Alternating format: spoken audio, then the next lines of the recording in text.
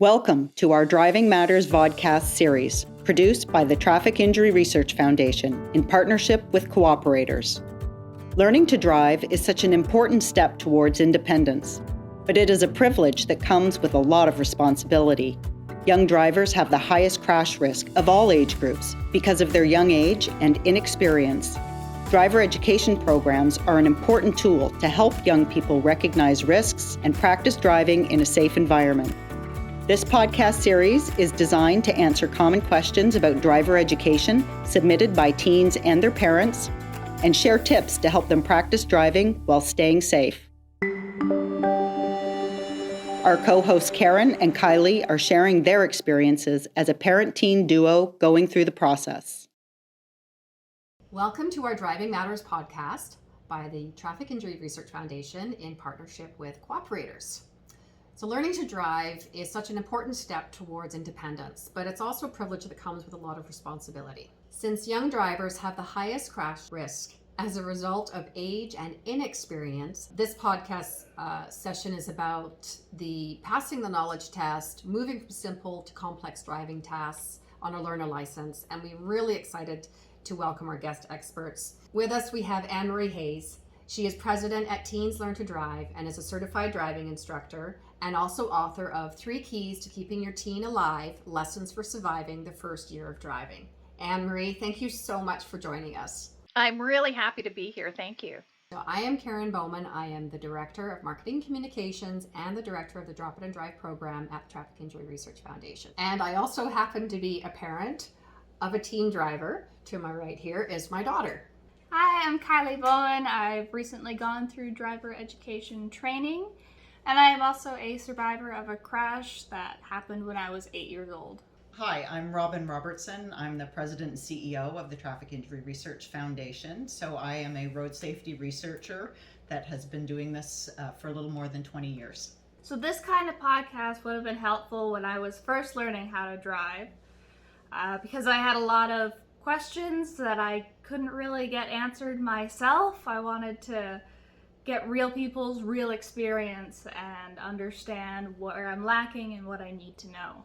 I was looking forward to the independence that you get while having your license, but I never fully understand just how complex the entire task of driving is. It's not simply holding a wheel and driving. You're focusing on so many different things at once, and the pressure of it all is quite daunting. Well, and especially when you look at what you went through as a young child. So I'm a 2-time crash survivor myself, well before getting married and having kids, and it was an entirely different situation though once it affected my child. So I'm really excited about this podcast as a parent because I know there's a lot of questions I had as well about this whole process. We've received a lot of questions from teens and parents about the tests that are related to driver education, questions about the content of the tests, the process of taking the test. So maybe before we get into the other questions submitted by Canadian teens and their parents, can you just give us an overview of what those tests are, what teens can expect when it comes to driver education programs? There are 3 levels for all of Canada. There are 3 levels of driver licensing now. There's a novice level, and to become a novice driver, you have to take a knowledge test. That's a multiple choice test, and to prepare for it, each province or territory has on the ministry website a downloadable handbook that has all of the signs and rules that students will need to know. The Ministry of Transportation in Ontario has an excellent downloadable handbook that you can take a look at. Shows all of the signs, all of the rules that will be on the test, could be on the test, multiple choice. So relatively easy to write. And students can write it as often as they need to, for a fee, of course. The first level, which in Ontario is called a G1, after they pass the knowledge test, then they can drive as long as they have a co-driver in the car. And the co-driver is also a coach. That's the point where students will take driver education when they have this novice license. And there are rules and restrictions for who can be a coach and how to coach. So that's the entry-level driver where they need to be with somebody else in the car, another coach. Then once at the end of that period, and there is a period in Ontario, it's a year, then they can take a road test, and that's the first level road test. After that, if they pass that, they can begin to drive alone with restrictions. So the restrictions typically are have to do with time of day. So you wouldn't be able to drive late at night, and also speed restrictions. So you can drive on some roads, but not all roads. Again, that would be outlined according to the ministry in each province or territory. And then there's the second road test in Ontario. And the second road test is at higher speeds. And in Ontario, that would be 400 series highways. And when they pass that, they can begin to drive alone. Let's start with some of the most common questions. Can you just at a very high level talk about some of the key points to keep in mind when you're either changing lanes or moving through a busy intersection? One of the key points always with driving is, where are your eyes? You need to be looking as far ahead as possible, and then your peripheral vision and will pick up what's happening around you. So it's really important to be looking all around you. When you're making turns, before you make any kind of a turn, of course, you want to signal which way you want to go. You want to look around you, check all of your mirrors. You want to shoulder check, and a shoulder check is to your shoulder, not around behind your back. It's just to your shoulder. Use your peripheral vision. Then, if it's safe to do so, you can move into the other lane. As Kylie said at the beginning, it's a complex move. You need to be able to judge how fast those other vehicles are going. You need to be able to interpret which way they're going to turn. You're sure there's a space for you. Always, when you're learning to drive, you want to start with right turns. Right turns are much simpler than left turns. Left turns are complex because I think that's what you're talking about there, Robin. You're crossing a live lane of traffic, and that is one of the most dangerous things to do. So you're going to start. In fact, I was reading today that UPS plans routes for their drivers. These are experienced truck drivers. They plan with right turns because they are less dangerous. And making right turns, one of the biggest mistakes that people make, even turning right on red, which is not legal everywhere. You always have to be careful what the rules are where you're driving, but you need to come to a full stop. And before you make any maneuver like that, you need to scan, use your mirrors. Typically, we used to say as driving instructors, before you make a turn like that, when you scan an intersection, you would start with left, center, right, and left again.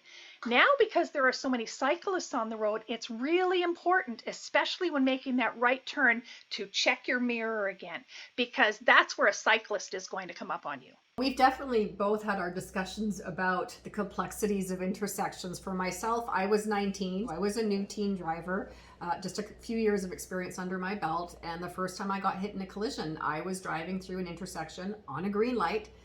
The vehicle coming the other way didn't stop. And that really changed my whole perspective about what it means to move through an intersection, especially when you have the green light. It completely changed how I did it. And then I found I passed that along to you as well, that green doesn't necessarily mean go unless you check first. If I could just tell you a little story about that, and this was before I became a driving instructor. I was coaching my daughter, and she was going to make a left turn at a quiet residential neighborhood. And she signaled, the light turned orange. She started her turn, and I yelled, stop. She stopped, and the light turned red. That other car coming at us went straight through the intersection. And she was quite shaken up about it. And she said, Mom, how did you know? And I said, I was watching the eyes of the driver. She was kind of in a stare. She didn't slow down, and you could tell she was looking straight ahead, and she just went right through the intersection. So a few months later, now she'd already passed her G2. She had her full G. She was able to drive alone, and we're at a busy intersection. And she pulls into the intersection to make that left-hand turn. Signals, she's doing everything right. The light turned yellow. She waited. First car went through. She waited. Second car right behind it. Third car with a baby seat in the back behind the driver. straight through the intersection, and then she made her turn. So sometimes when you're teaching somebody to drive, I mean, first of all, parents need to always remember they are the second set of eyes on the road. Never with your cell phone, you put that away. You are the experienced eyes on the road. And then and sometimes those little teaching moments can be really memorable. And I'll tell you, she's a really good driver today. That's a great point. And I know, Karen, you had spent a lot of time talking about, after having been crash involved, how you took those teachable moments that you had when Kylie was in the car as a young person to kind of talk a little bit about your choices on the road and why you're doing certain things, and to start teaching them at a young age a little bit about the responsibility of driving and how we can't just expect other drivers to necessarily do what we expect them to do, whereas simply sometimes they're not paying attention, they're going too fast. So that attention around the vehicle, always important, and then taking opportunities with those teachable moments to start at a young age, reinforcing those safe habits when you're on the road. Oh, exactly. And people will look at me a bit funny when I talk about I've been teaching my kids how to drive since they were old enough to talk. So, no, clearly they're not in the driver's seat, but talking them through those different experiences that you get as you start driving for years and years and then decades. And that's where that driver experience comes in. And that's one of the most important things I thought as a parent to pass along to my kids is learn from my mistakes. I assumed a green light meant it was safe to go. Clearly it wasn't. And I never forgot that lesson. For me, it's all about risk management all the time. You made another really important point there too, when you're talking about parents as role models. And it's really important when how you drive today is the high bar for how your teen will drive. Because if you're using your phone, they won't through the test, but when guaranteed, if you're using your phone when you drive, they know they're way better at texting than you are. And they are attached to their phones. It doesn't matter who they are. That's their primary way of communicating. So guaranteed, if you use your phone, they will use their phone someday too, and with a whole lot less road experience and maturity than you have. You're absolutely right, Anne-Marie. I know there's a number of studies which have really shown that the behavior parents model in the car when they're driving for their teens, even at a very young age, their teens are more likely to adopt those behaviors. So not just using their phone, but if you speed frequently, if you don't wear your seatbelt, these are habits that your child is learning from you from a very young age. Well, even things just inside the car. As soon as I started driving, I knew don't leave your backpack and your extra pair of shoes just sitting in the back seat. If you come to a sudden stop, those are gonna go flying. So I always knew stuff to tuck all your items underneath the back passenger seat or your driver's seat so nothing's gonna hurt you. And it's just something I knew to do because I watched my parents do it for my entire life. So what about those more complex moments yes, on the road? Those more challenging moments. Right. For example, I mean, let's say, I don't know, roundabouts. They're pretty, I'm originally from the UK. Roundabouts are very common over in Europe, but they're becoming more and more common over here in Canada. But you've gone through the experiences with me driving and looking at, like you were saying, Anne-Marie, you're looking at the eyes of the other driver. You're looking at the vehicle positioning. There is such a thing as vehicle body language. I don't care if they're indicating right. If their tires are pointing left, chances are they're going to go left. Yes. Well, even just waiting it's okay to take a bit of extra time to fully scan and understand your entire area before you just go through because you're scared you're going to anger the driver behind you or anything else like that's going to happen. But as you're sitting there, if you're taking a bit of extra time, glancing at your rear view mirror to make sure the person behind you isn't thinking that they're going to just, yeah, you can go, so I'm going to go, which doesn't usually end well. So Anne-Marie, there's a couple of important changes that we see within the road safety environment, and one is the widespread adoption of roundabouts simply because they're safer than intersections. But even as parents and adults who've driven for many years, roundabouts can be daunting. And I think the other important thing we're seeing with more active transportation users is the use of bicycle lanes, and particularly bi-directional bicycle lanes. So maybe if you could touch on some of the the top tips with respect to how do you deal with roundabouts and those cycling lanes as we see them pop up would be helpful for parents and for teens. We see more and more roundabouts, and they're safer because they're lower speed. More fender benders, but people don't die in fender benders, so that's better. Important really to practice and to read the maps. The maps will tell you what lane you should be in and how to get off. And don't be afraid to make a mistake. If you get off at the wrong exit, go around the block and come back again. Don't try to change lanes at the last second. That's really where you get yourself into trouble. But read the maps and practice. This time, and if you're the parent coach, this time I would like you to take Yonge Street. And so go through and they'll read the map, and they have to be watching for pedestrians, and you're the second set of eyes, and you'll coach them through that. And the more accustomed to the more often you do it, the more accustomed to it you become, and the easier it becomes. I think you made a really great point, Anne-Marie, about not worrying so much if you miss the turning you thought you were going to take. I think there's this pressure that seems to be there about getting it right the first time, but it is not the end of the earth if you turned off at the first right turn off the roundabout, or you took a left instead of a right. It's not that you can't undo that. You just take an extra moment, reacquaint yourself with where you're supposed to be going, and you either go around the block going right turn, right turn, right turn. But those decisions can be undone. And like you said, if you can just, Kylie made a great point about just relaxing and taking that extra moment when you need that. Yeah. Well, even as the younger driver learning how to drive myself, when you make that initial mistake, even though it isn't a big deal, the panic that sets in that, oh no, I've done something wrong, I need to readjust this. But having that coach in the vehicle to just be like, it's okay, we're just gonna carry on and we'll make these right turns and we'll come back. It's gonna be, so having that coach that can just ground you when you hit those moments where you're going through the roof. Do you remember what it was like the first time you had to drive at night or in rain, or even though we're on the island, we don't get a lot of snow, we still do get some snow? Yes, I do. It was on the highway at night while it was raining rather hard. You're already paying attention to a lot, and after you practice a bit, you're taking in everything. When it's nighttime and the weather's bad, or just the weather's bad and it's nighttime, you take in even more. There's a lot more checking your mirrors everywhere. Someone else could, if it's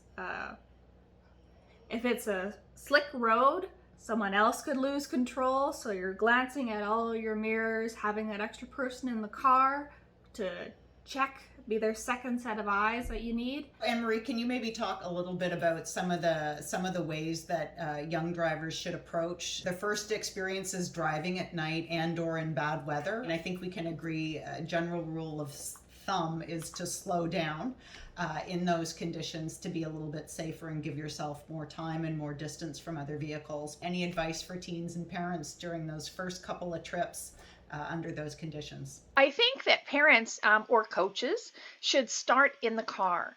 And if you're going to be taking a young person to drive at night, first of all, make sure that it's legal according to whatever the graduated driver licensing rules are. But you want to make sure that they know where the high beams are, how to turn them off, how to turn them on, how to know if they're on, how to turn on their lights. Are the lights automatic? If they're not, how will they turn them on? How will they turn them off? Those kinds of things. You want to go through some of those things, and you should talk about emergency lights too. And get that out of the way before you get in the car. Then driving at night, take them first on quiet streets so they get accustomed to what things look like at night. One of the key things is that some signs are very visible at night, and it's because they're painted with reflective paint. The yield signs, stop signs, ministry signs, government signs are painted with reflective paint, so they're very easy to see. But other signs you may not see. It's harder to see street signs at night. And so make sure that they know where they're going and that you practice on roads that aren't complicated to begin with. Because driving at night is very different. Everything looks different. You made a really good point about the signs. I remember moving from Ottawa to Victoria years ago, and where I lived in Ottawa, all the street signs in my neighborhood were illuminated. So I could not have been more surprised arriving on Victoria's shores to find that at nighttime, unless your headlights hit the street sign at the exact right angle, you've got no idea what it actually says on the street sign. So yes, some of the signs are lit up, but when you're moving through different jurisdictions, to be aware that what you're familiar with in your own neighborhood might not necessarily be the same case when you go somewhere else. Right, and I think that's a good point. I myself grew up in Northern Ontario in a very small community, so we didn't have a lot of street lights in the immediate town. There was, but to practice driving, you really had to go a little bit further, and not a lot of street lights. So driving at night again is just a very different experience, and that's something to be prepared for. Another thing, especially on those rural type roads, is that today's uniform for young people is black hoodie, blue jeans, dark t-shirt. Very hard to see at night. So you need to be aware of movement too. And there's also a thing called overdriving your headlights. When you drive too fast, the headlights can't shine far enough ahead for you to be able to see ahead of you. And that's dangerous too. So lower speeds at night. I think you mentioned that, Robin. That's really important too. Lower speeds at night. And to your point, Anne-Marie, not only having pedestrians who are not wearing very visible clothing at night, potentially stepping out into the road when you're not expecting them to, but certainly in rural areas, you see a lot of wildlife.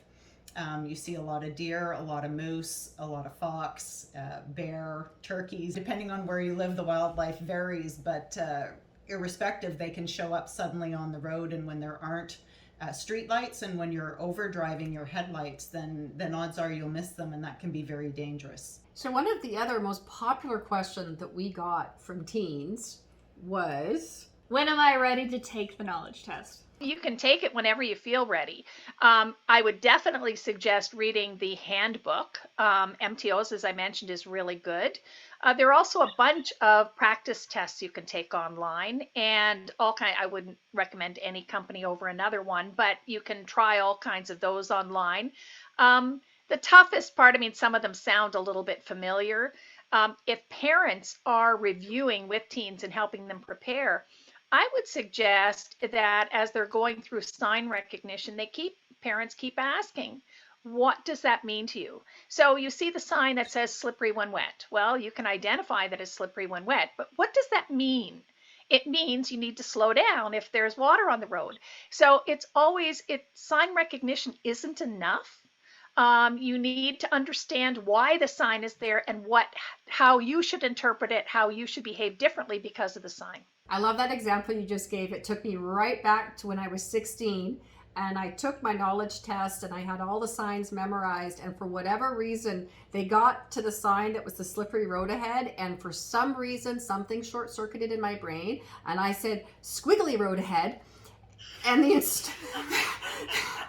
the person giving the test, they were so great because they knew I knew what it meant and I knew what I had to do, but the actual technical term completely escaped me. But I grasped the concept that yes, it's a squiggly road, therefore I should be prepared to slow down a little bit. But I have never forgotten that to this day, and my parents have never let me forget it to this day.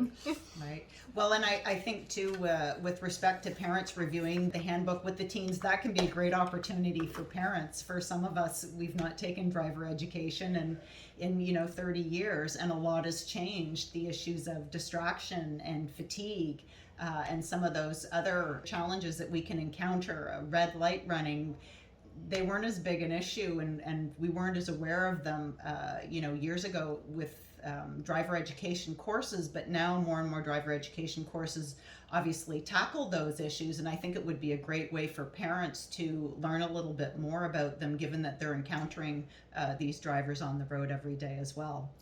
I couldn't agree more. It was a while ago right. that I did my driver test, and I have to say, being involved with Kylie as she was going through that whole process, I learned probably almost as much as she did, because it has changed in a few years, and some of the elements around signs and how they work and what the different rules are.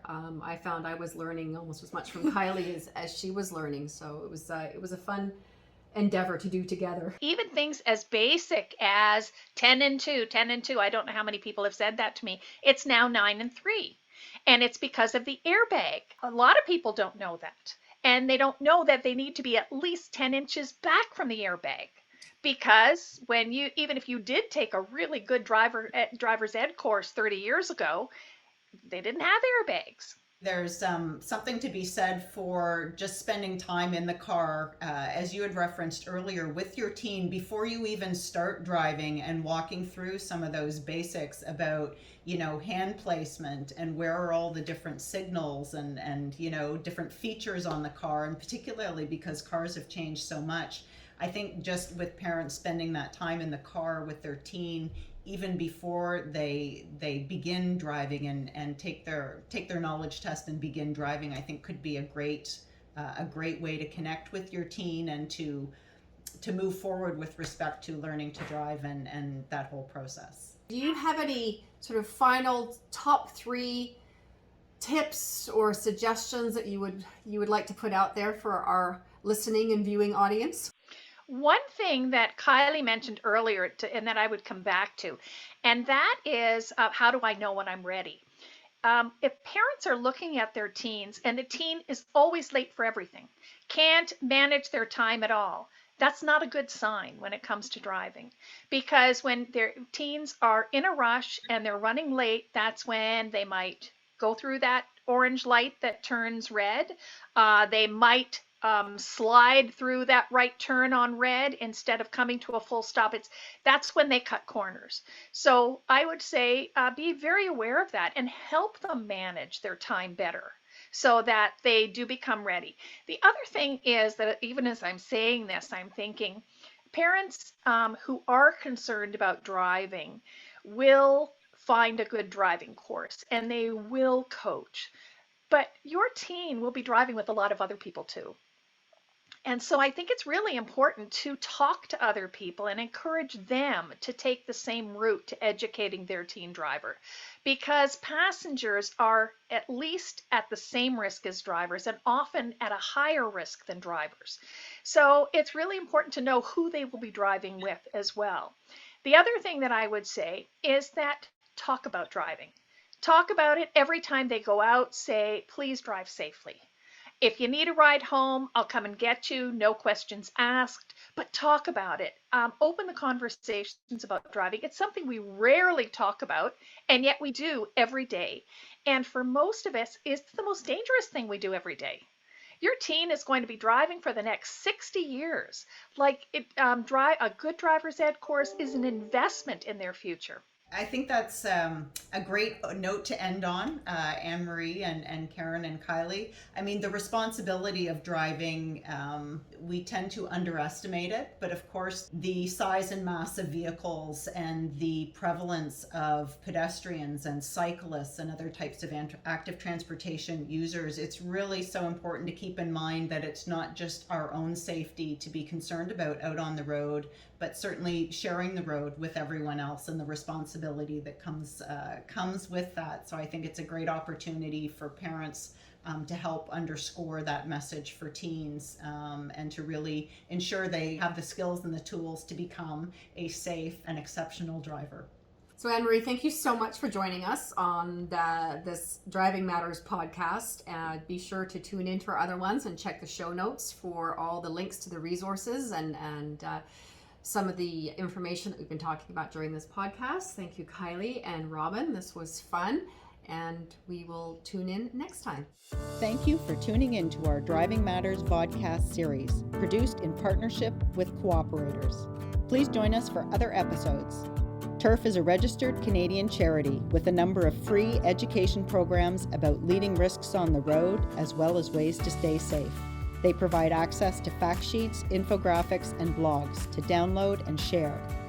Start a conversation about the reasons you choose to avoid risks on the road. To learn more and access these free resources to support safer roads, visit www.tirf.ca. That's TIRF.ca. Working together, we can all help everyone get home safe every day.